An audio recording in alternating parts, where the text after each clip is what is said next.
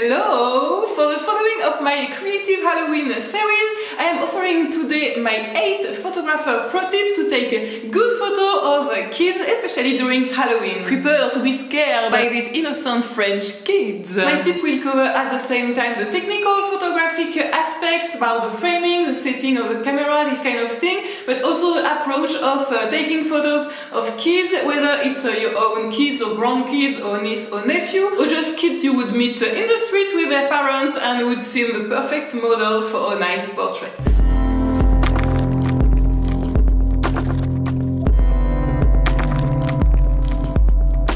Tip number 1 is about framing. Try to avoid the head in the middle framing. It's better to have just a little space at the top and a bit more space under the head, so the head should be not in the middle of the photo but at the top of the frame. And as a bonus for this tip, I'm going to share with you my absolute 2 favorites framing for portraits. One, bring this advice even further by cutting the forehead of the model, and this works so well to bring the attention to the eye and making a great portrait. So just cut in the forehead and keep a bit of space in the neck. Another thing you want absolutely to avoid is strangle your model with the frame, even at Halloween. My other favorite framing is heads and hands. Just by including the hand in the picture, so you keep the head with not too much space at the top as we said, and then you include the hand on the picture, and it usually gives a bit more sense because there is a gesture, there is something happening, and also you are working with the composition, putting 2 things together, which is really interesting to work with.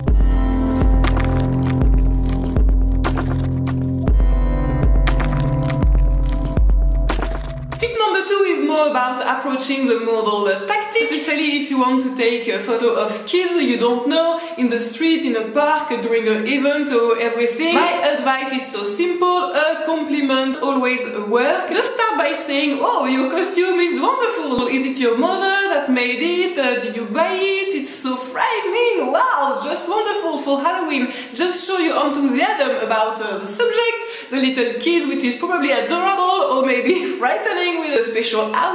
In this way, and it's really important, you communicate why you are interested in taking a photo, so you have a reason. Already with Halloween, people understand why you want to take a photo, probably of a kid, whereas in other situations it would be tricky, of course, to take photos of kids in the street. You wouldn't do it, but in this case, with the event, and the children probably are really proud of their outfits, it can make it easier to take a photo, and especially people understand why. So don't overthink it, a compliment and you are good to go.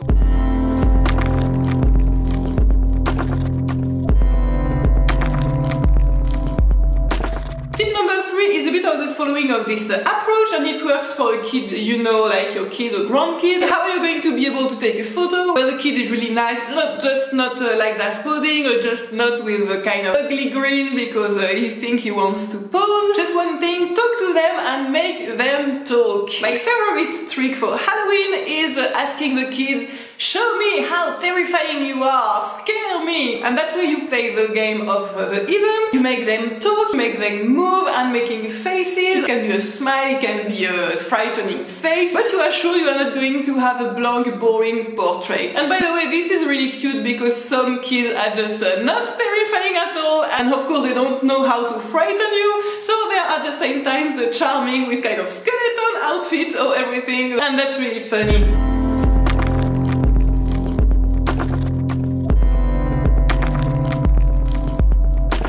Tip number 4 is quite simple, but not everything think about doing it. Take several shots, take photo really quickly, a bit like a model, you know, and photographer, click, click, click, you just take 3 or 4 photos in a row. Sometimes you can have a problem and on one of the photo is a bit blurry, the expression can be weird, and just the next one will have a nice smile or a nice expression. Rather than waiting a lot for what seems to be the right moment, just start taking photo, even if it's not perfect, and keep working with it, with your framing, with the expression of the kid, and that way you can be more sure that you will have at least one good portrait of this charming, frightening model.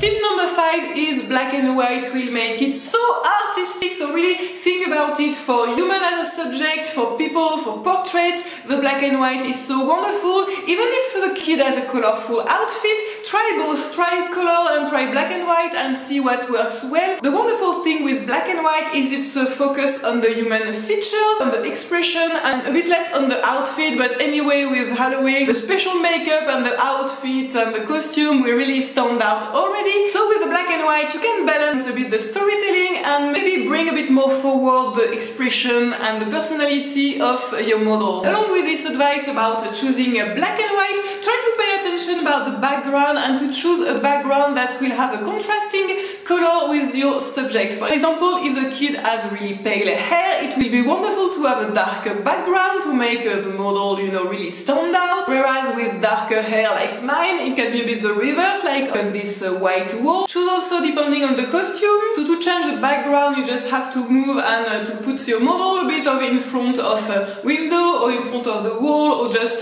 turning around so that you have a bit of the street as a background, for example, rather than the wall, this kind of thing. And even depending on the value of the costume, it can be interesting to play with a lighter background, darker background. For example, this skeleton costume, which have white bones on a dark outfit. If with a black and white photo, the kid is in front of a dark background, the black part of the outfit is going a bit to disappear in the background and the bone will really stand out, so it can give even more a skeleton effect. Whereas if you have the kid on a white background, you will see better his shoulders and his own real body.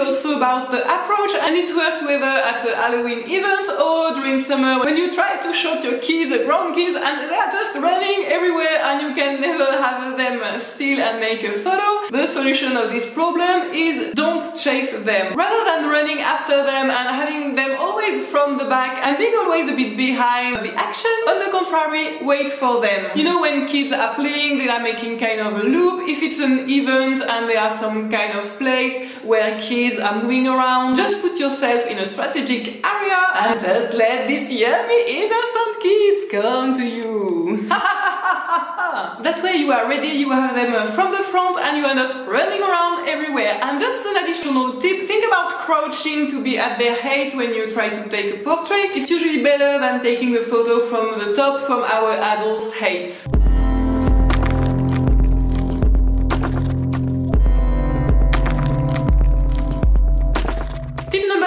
Is even if I am an advocate for taking photo with a smartphone and the camera we have, and they usually nowadays have a really good quality, for portraits it can be better to use a real camera, especially if you want to be able to enjoy kind of a lovely blurry background. A real camera with the right setting will give you a more smooth buttery look that works really well for portraits, and you can also zoom in, which is really handy. So this blurry background for the portrait is called shallow depth of field. There are plenty of content on the internet that you can find. Try to get this kind of effect. Maybe one day I will offer my take on it, but for now I just invite you to search for this kind of content if you're not sure how to get this nice rendering for your portraits. If you just have your phone though, take the photos with the material you have and do your best to make them nice and to create nice memories records.